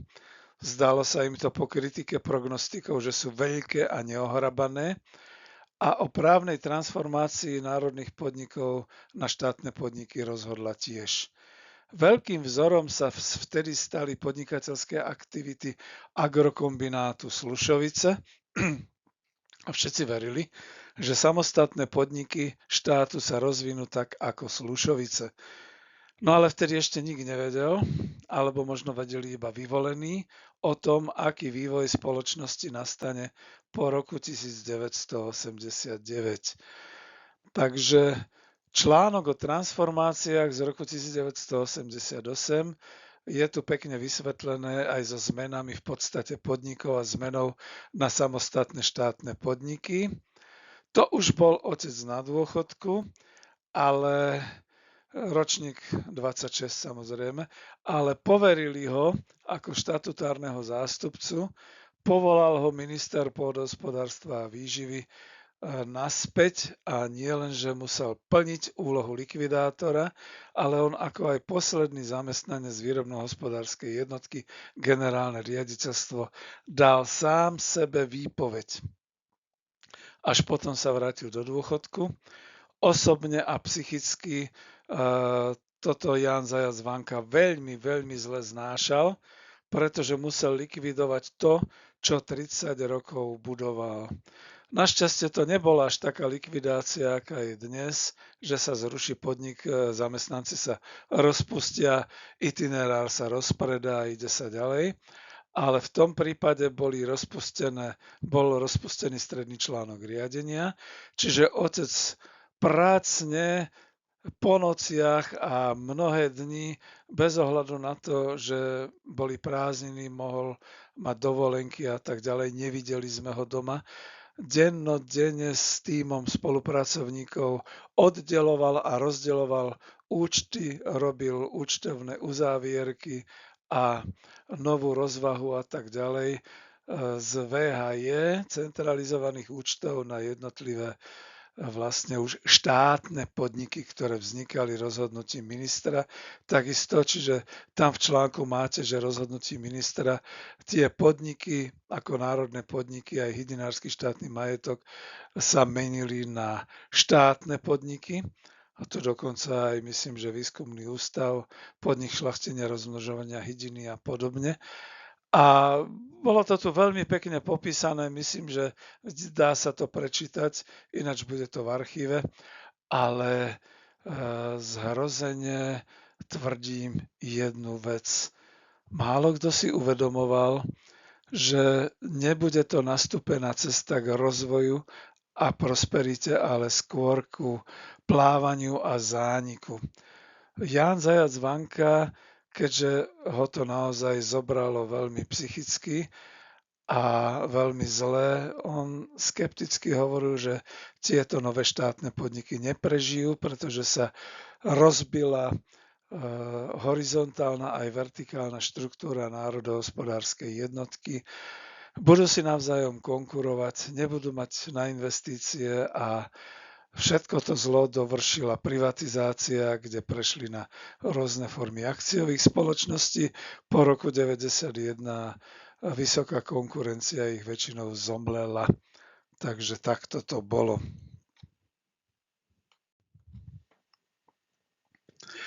Práve v tejto časti máte popísanú tú transformáciu z národných podnikov na štátne podniky. Kto by vtedy bol predpokladal, že sa jednoducho nejaký výskumný ústav šľachtenia a rozmnožovania hydiny neudrží a zanikne?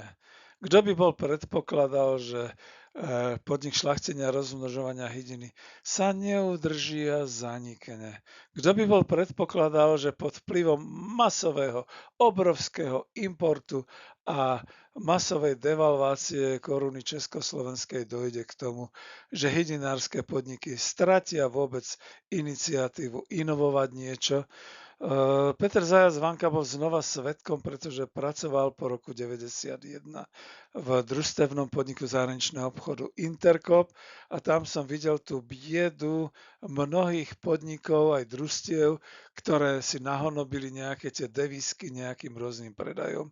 Prišli za nami ako za importérmi Intercop a povedali, že majú peňažky na nákup takejto či onakej linky, dokonca na linky na spracovanie nejakých hotových výrobkov a podobne. V tom čase, keď už bola táto linka objednaná, zistili, že bola devalvácia ďalšia a že vlastne tie peniažky už nemajú, tak vlastne bolo to zničujúce pre tieto podniky. Častokrát smutok v očiach, častokrát koniec. Takže nech sa páči, nechcem to čítať. Skutočne to poviem tak, ako to je.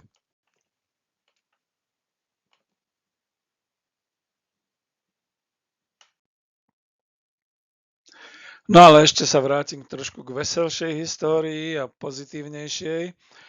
Samozrejme, hydinársky priemysel, výrobno-hospodárska jednotka Trastu v podstate tým, že mala prebytky, že bola zisková, dokázala exportovať, ale zároveň dokázala importovať technológie.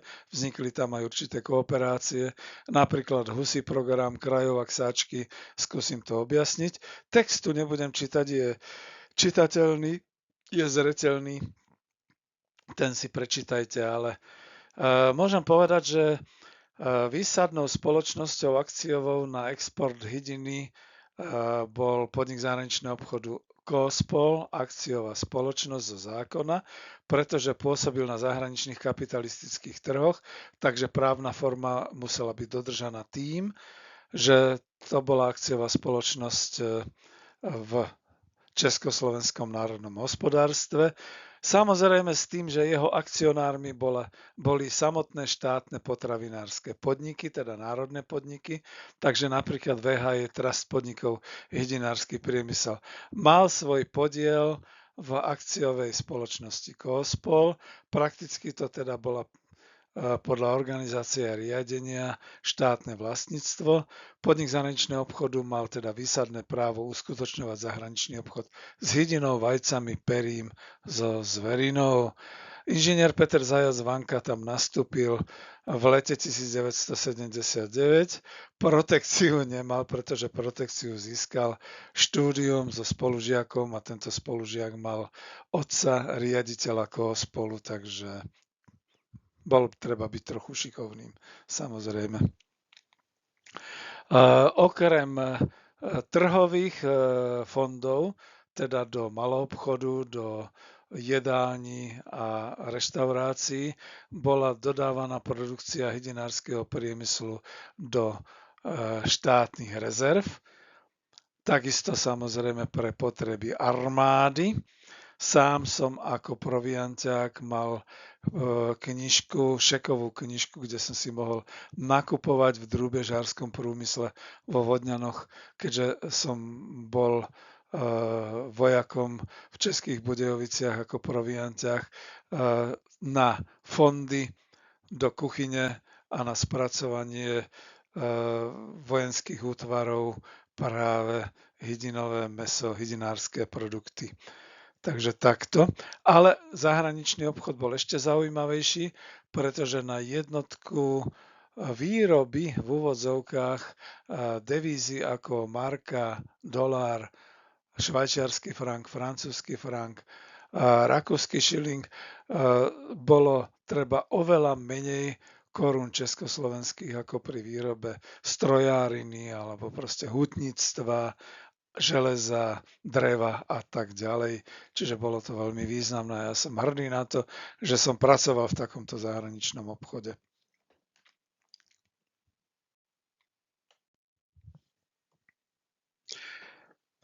Samozrejme, že hydinársky priemysel mal svoje zastúpenie na medzinárodných výstavách, aj exportných, aj výstavných, čiže každé 2 roky sa konal medzinárodný salón, výstava potravín, obalov a strojov a zariadení pre potravinársky priemysel v Brne.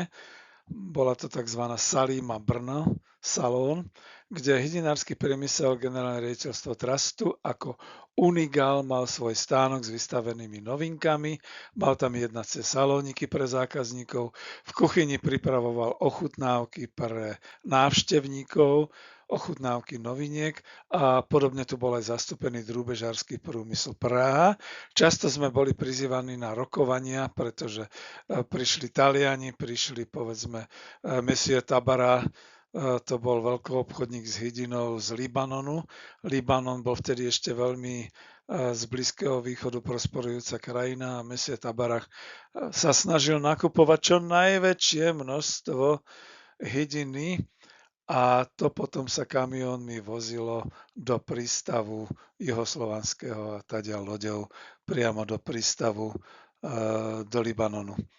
Takže toľko k tomu. Boli ešte aj ďalšie výstavy ako Anuga Mníchov, Zemie živiteľka v České Budějovice, to bola skôr akože pre vnútrozemské, Agrokomplex Nitra, ten poznáte takisto. Takže keby sme mali predstaviť celý sortiment hydinárskych výrobkov a produkciu určenú aj na maloobchod, aj do zahraničia, zabralo by to ešte veľa času. Aj tak je toho času už teraz veľa, už to preťahujem celú video prezentáciu, takže tu už vidíte, že v 80. rokoch sa už celá produkcia hydinového mäsa, mrazeného aj chladeného balila do sáčkov. Keď bola mrazená, šokovo sa mrazila. Keď bola chladená, balila sa do sáčkov takisto krajovakových a prepravovala sa v kartónoch, vozila sa na paletách v mraziarenských automobiloch. Prirodzene, že spočiatku sa krajovak balenie zo zmrštiteľnej vákuovej fólie používalo hlavne na export, splácal sa tým import krajovak baliacich strojov.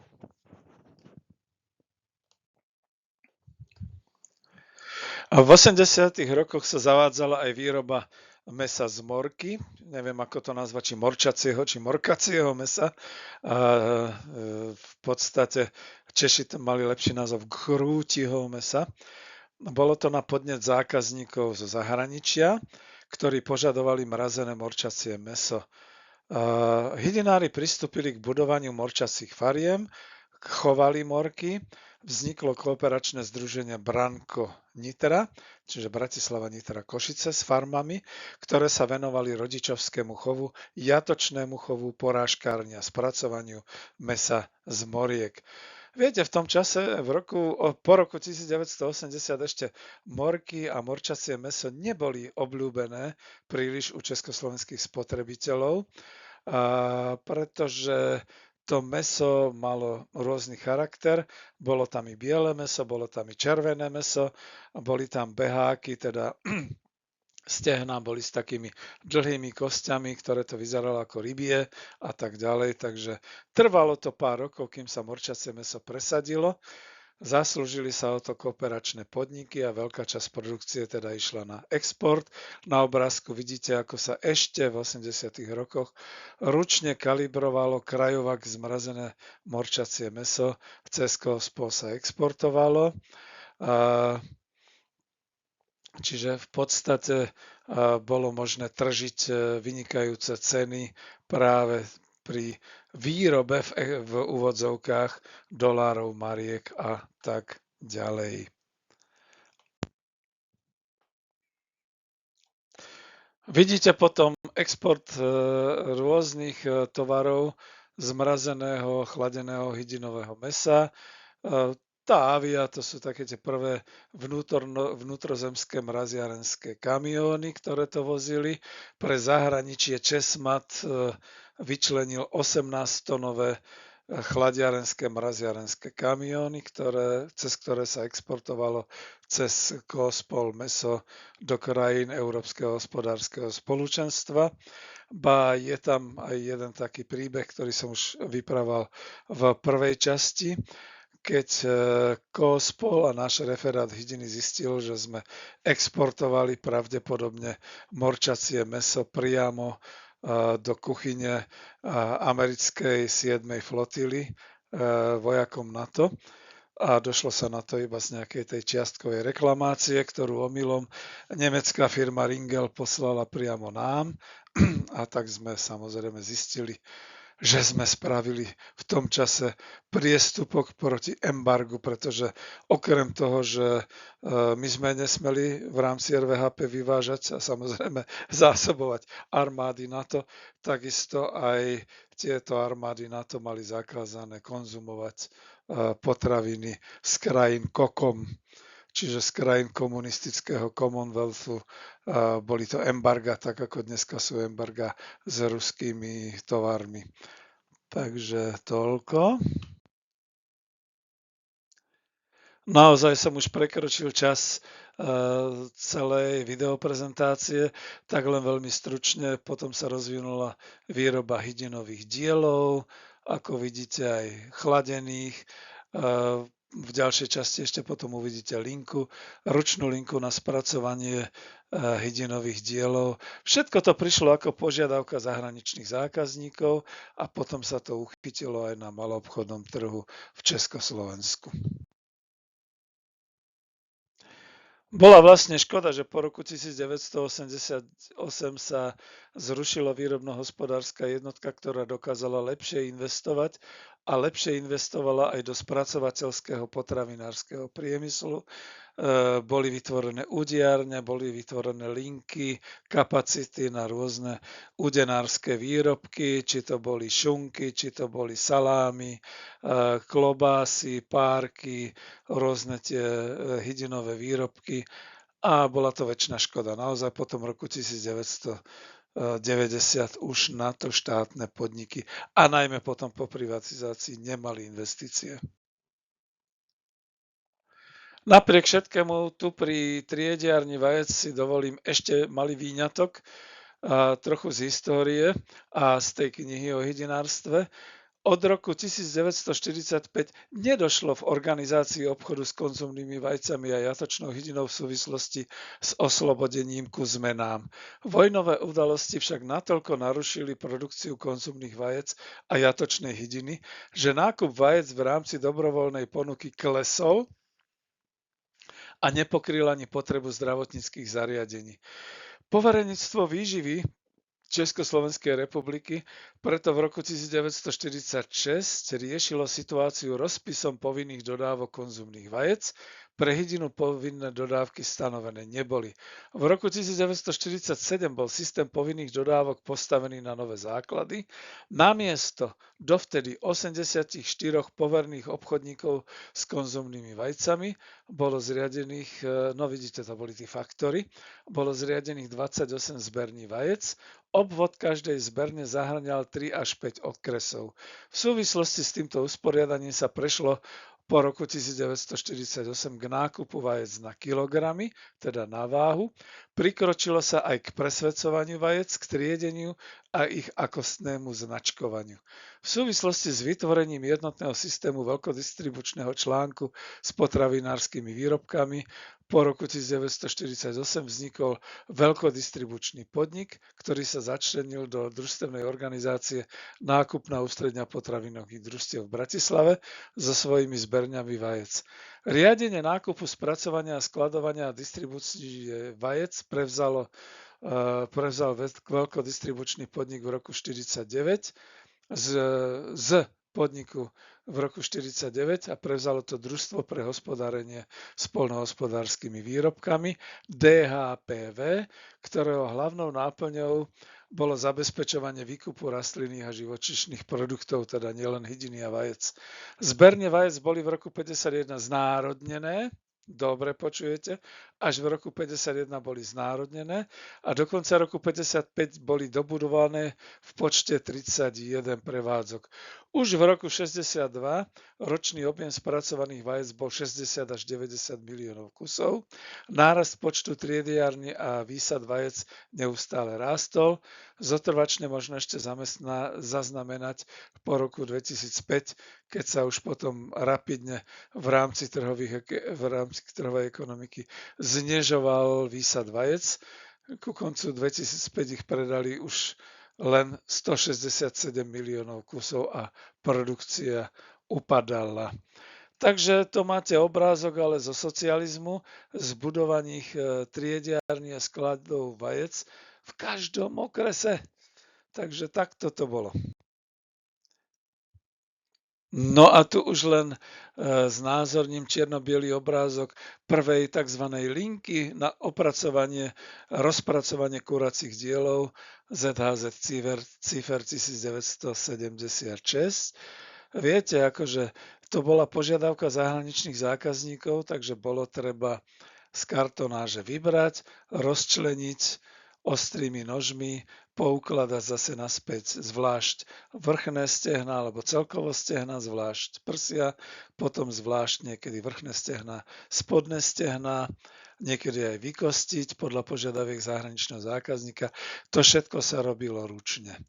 Ešte ako pracovník podniku zahraničného obchodu Kospol si pamätám, keď niekedy po roku 80, keď už zas pre zmenu prišlo ku nákupu hydinových dielov z EHS, tak sme chodili po prevádzkárniach a náš technik aj zahraničný zákazník chodil po prevádzke a priamo učil tieto dievčatá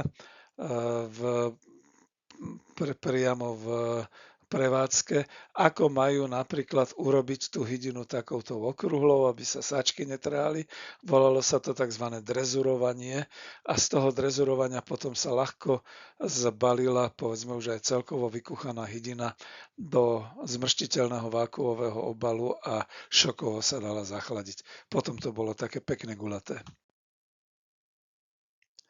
No čo si budeme nahovárať?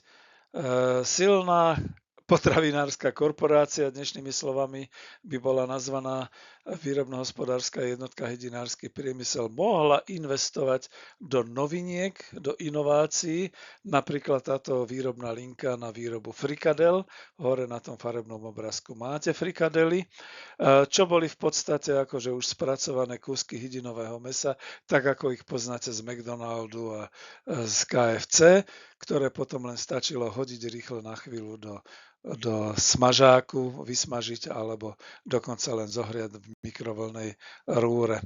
Čiže mali sme nakročené a nejako sa to zrušilo, že?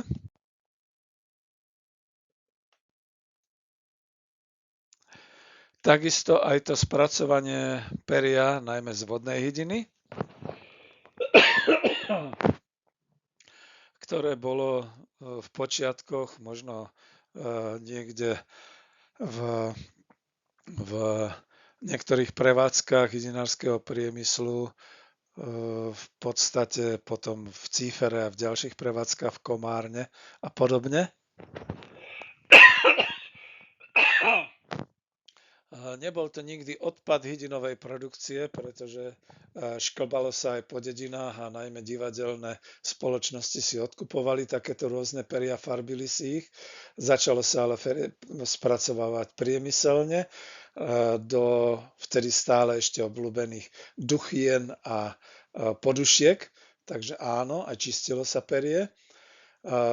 Hydinársky priemysel potom investoval do práčiek a sušičiek husacieho peria a bolo možné stretnúť sa aj vonku v maloobchode s čistiarňami peria a s výrobkami z nich. V roku 1968, koncom 60. rokov, pri vlne filmov o indiánoch a Vinetuovi nastal úplne hit kupovať a robiť také čelenky ako detské hračky.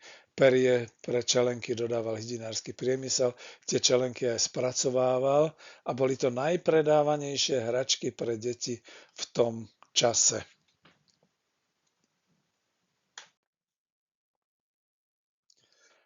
Autor tejto videoprezentácie vám teda zaďakuje za to, že ste trpezlivo vypočuli celú reláciu, prípadne si ju vypočujete viackrát za sebou. Budem rád, keď dáte like a odber na takúto reláciu, pretože tá je síce pre okruh Klubu národohospodárov Slovenska, nebude tam nikdy žiadna reklama, čiže bude malá sledovanosť a malá čítanosť, ale podľa informácie, keďže pracujem s umelou inteligenciou, AI mi dala najavo, že ak to nie je spracované digitálne, ak nie je o hydinárskom priemysle zmienka niekde na internete a na YouTube alebo kdekoľvek, umelá inteligencia to brať do úvahy nebude, pretože ona si sama čítať knihy a zbierať materiály papierového charakteru a chodiť po spomienkach po ľuďoch nebude. Takže máte tu nakoniec už takú tú poslednú, povedal by som taký abstrakt o rozvoji hydinárskeho priemyslu v angličtine, pripojil som k tomu ešte toho takého československý znak s lvíčkom, s hviezdou a teda so štítom, kde ešte je vatra Slovenského národného povstania. Myslím si, že je to dostatočne čitateľné. Budú si to môcť čitatelia prečítať v zahraničí. Na to záverečné slovo teraz by som povedal toľko.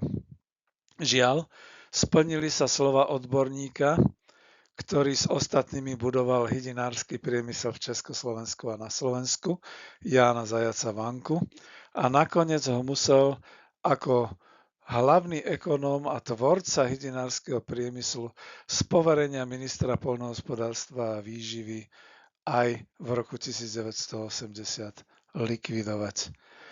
Ján Zajac Vanka povedal, že samostatné hydinárske podniky do pár rokov neprežijú. A hydinárske podniky skutočne neprežili a zanikali. Proces od 90. rokov po privatizácii bol pre ne bolestivý.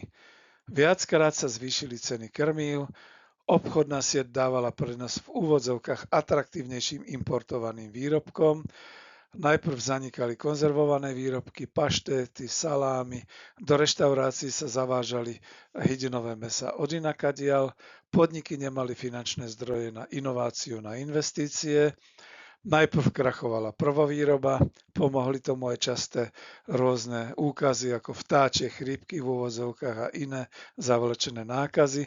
Postupne sa pozatvárali všetky porážkárne napríklad na území Slovenska, čiže neporáža sa už ani nielen hydina, ale ani divina.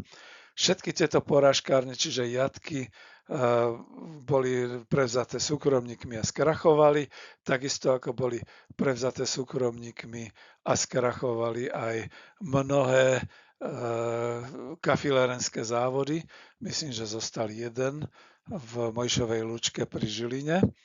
A dnes sa chodí porážať slovenskú hydinu do Poľska. Takže to potom aj znamená, že často kupujeme prebaľovanú hydinu z Poľska, samozrejme so značením Made in Slovakia, prebaľovanú hydinu z Ukrajiny, už sú na to dokonca aj firmy, ktoré to robia. Cudzie obchodné reťazce k nám sem importujú hydinu z krajín Mercosur, to znamená, že Argentína, Brazília, Uruguay. A už sme zažili škandály s brazílskym hydinovým mäsom, ktoré bolo mrazené, rozmrazené a po rozmrazení hnilo. Škandál s tzv. Fipronilovými vajcami z importu.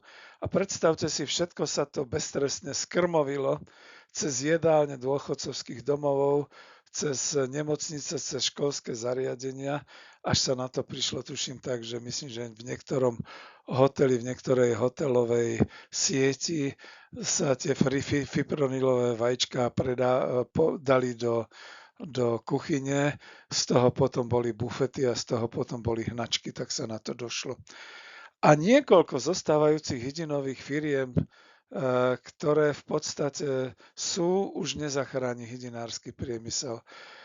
Myslím, že minimálne 2 z týchto firiem hydinárskych sprivatizoval, chvala Bohu, Slovák v Čechách, inžinier Andrej Babiš cez skupinu Agrofert Holding. Bola to Hyza Žilina a Topolčanská hydina, spojená teda do jedného podniku Hyza Topolčany.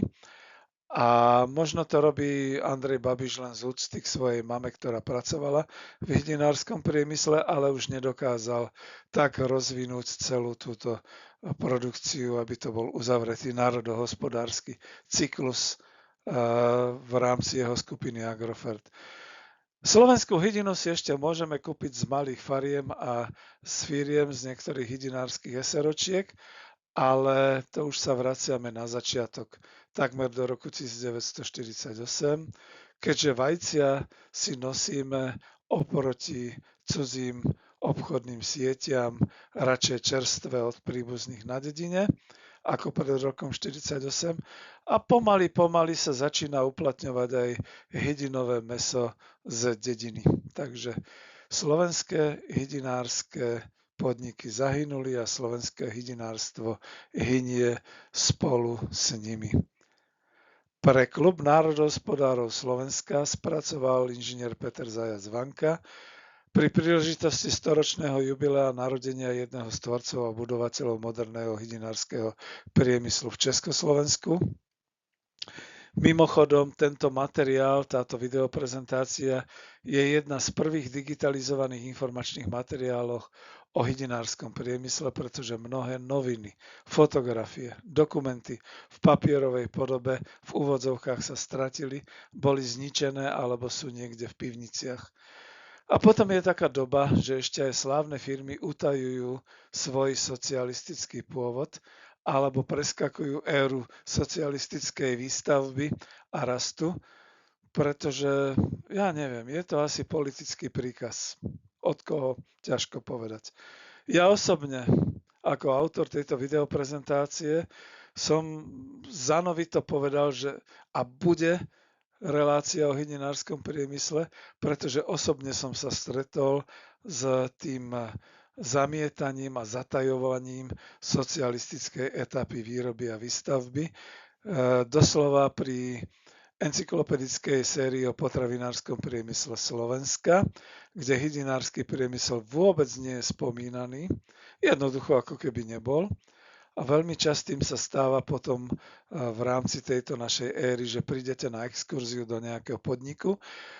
Stretol som sa s tým pri exkurzii do firmy Jelínek Vizovice, Slivovica, viete veľmi dobre, kde výklad končí košer slivovicou a končí niekedy v roku 1947, ešte aj vojnové obdobie je tam spracované.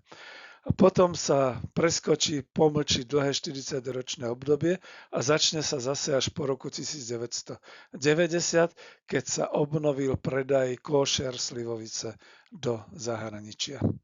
Je to zaujímavé pre objektivitu o národnom hospodárstve. Však? Takže to je všetko spracované a nahrané 7. augusta roku 2026. Peter Zajac Vanka.